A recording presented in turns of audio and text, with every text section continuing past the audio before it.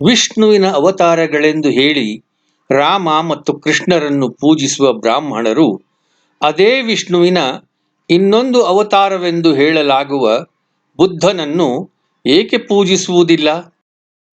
ಟಿಪ್ಪು ಸತ್ತ ನಂತರ lord Wellesley ಅವನ ರಾಜ್ಯದ ಸ್ಥಿತಿಗತಿಗಳ ಬಗ್ಗೆ ವರದಿ ಮಾಡಲು ಫ್ರಾನ್ಸಿಸ್ ಬ್ಯುಕ್ಯಾನಿನ್ ಎಂಬ ಅಧಿಕಾರಿಯನ್ನು ನೇಮಿಸಿದ್ದ.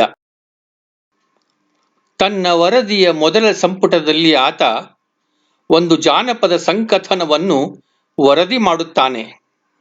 ಪುಟ 144ರಲ್ಲಿ ಆತ ಬರೆಯುತ್ತಾನೆ, ತ್ರಿಪುರನೆಂಬ ಅಸುರನೊಬ್ಬ ಒಂದು ನಗರವನ್ನು ಆಕ್ರಮಿಸಿಕೊಂಡಿದ್ದ. ಅದರ ನಾಗರಿಕರು ಬ್ರಹ್ಮಲೋಕದ ಜನರಿಗೆ ಬಹಳ ತೊಂದರೆ ಕೊಡುತ್ತಿದ್ದರು. ಆ ನಗರವನ್ನು ವಶಪಡಿಸಿಕೊಳ್ಳಲು ಬ್ರಹ್ಮ ಅಸಫಲ ಪ್ರಯತ್ನವನ್ನು ಮಾಡಿದ್ದ. ಆದುದರಿಂದ ಬ್ರಹ್ಮಲೋಕದ ಜನ ವಿಷ್ಣುವಿನ ಸಹಾಯ ಕೇಳಿದರು.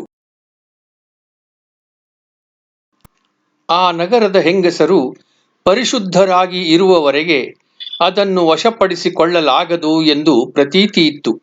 ಆದುದರಿಂದ ವಿಷ್ಣು ಒಬ್ಬ ಅತ್ಯಂತ ಸುಂದರ ಯುವಕನ ಅಂದರೆ ಬುದ್ಧನ ರೂಪ ಧರಿಸಿ ಆ ನಗರಕ್ಕೆ ಹೋಗಿ ಅಲ್ಲಿ ಹೆಂಗಸರ ಮುಂದೆ ಬೆತ್ತಲೆಯಾಗಿ ಕುಣಿದು ಅವರ ಮನಸ್ಸಿನಲ್ಲಿ ಕಾಮದಾಸೆಯನ್ನು ಮೂಡಿಸಿದ.